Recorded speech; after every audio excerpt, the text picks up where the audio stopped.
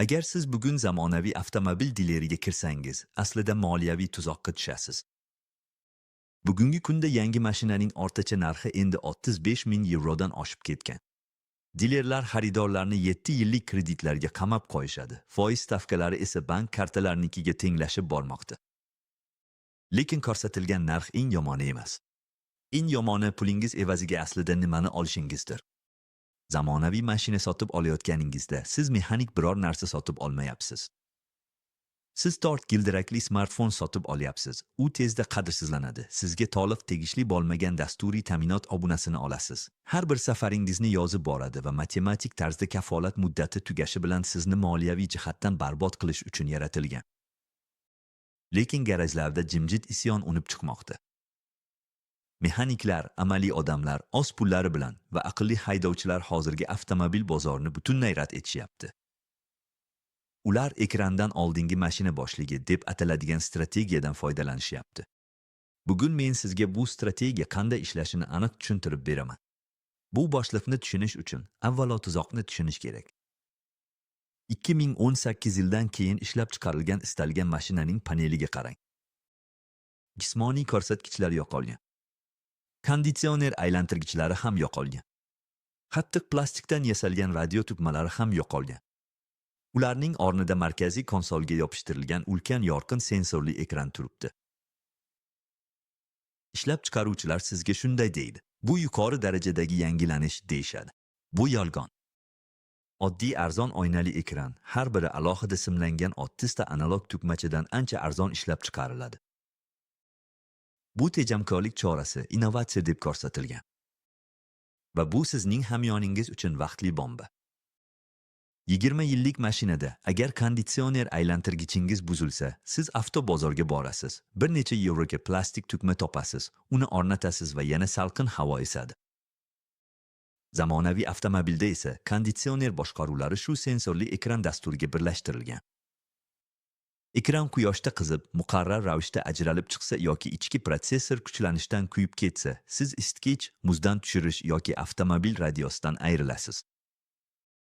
Mashina deyarli foydalanib bo'lmaydigan holga keladi. Va siz uni dilerga olib borganingizda ular ekranni tuzata olmaydi. Ular butun infodivertisment modulini almashtirishadi va sizga juda qimmat hisob faktura berishadi. Mashinangiz dasturiy ta'minotdagi xatolik tufayli temir-tersakka aylantirildi.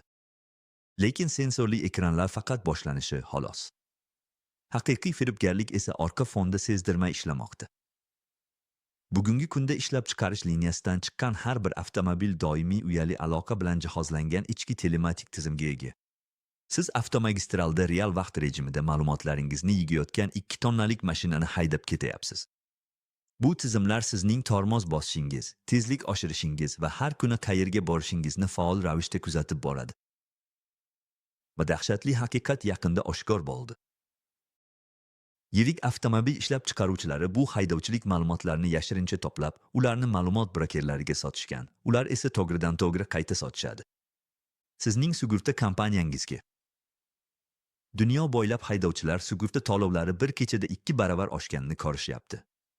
Yo'q, ular avariya qilgani uchun emas, balki o'z mashinalari ularni sariq chiroq oldida juda qattiq tormoz bosgani uchun belgilab qo'ygani sababli. Siz o'z hovlingizda turgan mashina tomonidan kuzatilish va shantaj qilinish huquqi uchun pul to'layapsiz. Kaput ostidagi mexanika ham xuddi shunday tez ishdan chiqadigan bo'lib qolgan. Har doim yanada qat'iyroq chiqindi me'yorlariga erishish uchun avtomobil ishlab chiqaruvchilar ishonchli va mustahkam dvigatellardan voz kechishyapti. Ular kichik 3 silindrli turbo dvigatellarni yuqori bosim ostida suv standartlariga joylashtirishmoqda. Va ularni asosan metall kamarlar bo'lgan, lekin qatarib ko'rsatilgan uzluksiz o'zgaruvchan transmissiyalarga ulashmoqda. Haqiqiy tishiy uzatmalar o'rniga turbo bosimining haddan tashqari kuchi silindr boshining muhrlarini yorib yuboradi. Uzluksiz o'zgaruvchan transmissiyalardagi ichki ishqalanish metall kamarlarni changga aylantiradi. Bu dvigatel va transmissiya tizimlari 100 ming kilometrlik fitilga ega granatalardek.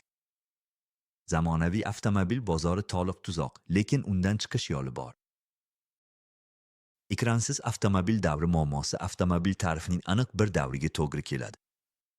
Mexaniklar bu davrni ishlab chiqarishning oltin davri deb atashadi. Taxminan 1996 yildan 2008 yilgacha bo'lgan oralar. Nega? 1996-yilmi?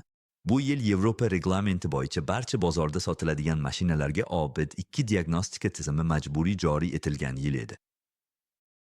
O'sha davrdagi avtomobillarda zamonaviy elektron yonilg'i purkash tizimi bor. Bu esa ularni qishda ham muammosiz ishga tushirishini anglatadi. Ularda oddiygina 20 yevroga har qanday ehtiyot qismlar do'konidan topiladigan skaner bilan oqiladigan elektron datchiklar bor. Ularda zamonaviy havo yostiqchalari va passiv xavfsizlik tizimi mavjud. Lekin ular 2008 yildan oldin qurilganligi sababli ularda hech qanday raqamli zahar yo'q. Sensorli ekran yo'q, joylashuvingizni uzatadigan uyali modem ham yo'q. Avtomatik ochirish va qayta ishga tushirish tizimi yo'q, har bir svetoforda starterni eskirtiradigan. Ular haqiqiy metall kalitlardan, mustahkam mis simlardan va bir qarashda oqiladigan analog paneldan foydalanadi. Siz zamonaviy muhandislikning barcha ishonchliligini olasiz, lekin hech qanday kuzatuv yoki nozik elektronikasiz. Xo'sh, aniq nimani sotib olamiz? Biz analog afsonalarni izlaymiz. 1990 yillarning oxiri yoki 2000 yillarning boshidagi Toyota Corolla yoki Honda Accord izlang. 4 silindrli modellarga e'tibor qarating. Bu dvigatellar qalin quyma yoki massiv alyuminiy bloklardan foydalanadi. Mort tishli kamarlar o'rniga zanjirli gaz taqsimotiga ega. Ular tort pogonali gidravlik avtomat uzatmalar qutisi bilan, haqiqiy mexanik tishli uzatmalar bilan birlashtirilgan.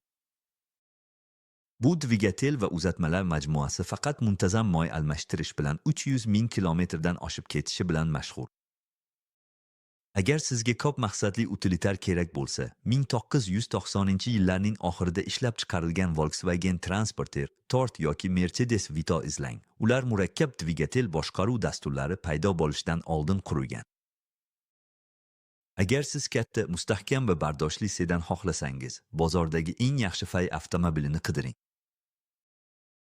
Bu 1990-yillarning oxiridagi Mercedes E-Classe 210 yoki BM 5 seriyasi E39. Bu mashinalar 100 minglab kilometr uchun yaratilgan, mexanik tuzilishi aniq va ularning ehtiyot qismlari hamma joyda va arzon narxda mavjud. Mana bu usulni amalda qanday qo'llash mumkin?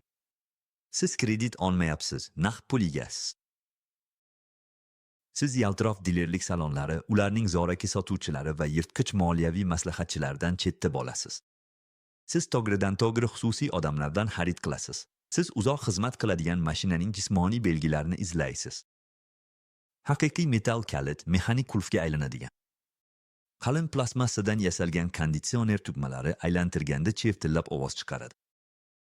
An'anaviy uzatmalar dastagi haqiqiy po'lat kabel orqali uzatma qutisiga ulangan raqamli aylanuvchi selektor emas. 20 yillik analog mashina sotib olayotganingizda siz faqat pul tejamaysiz. Siz ishlab chiqaruvchilarga sizni kuzatish, haydovchilik odatlaringizdan pul ishlash va o'z mashinangiz ustidan masofadan nazorat qilish imkonini beradigan ma'lumotlar oqimini to'xtatasiz. Avtomobil sohasi sizning hisoblaringizni bo'shatish uchun zamonaviy texnologiya illyuziyasidan foydalanayotgan yagona soha emas. Xuddi shu qo'llanma hozir ayni damda oshxonangizda ham qo'llanilmoqda. Siz sotib olgan maishiy texnika qurilmalari matematik tarzda buzilishga mo'ljallangan va maishiy texnika monopoliyasini chetlab o'tish uchun bir imkoniyat mavjud.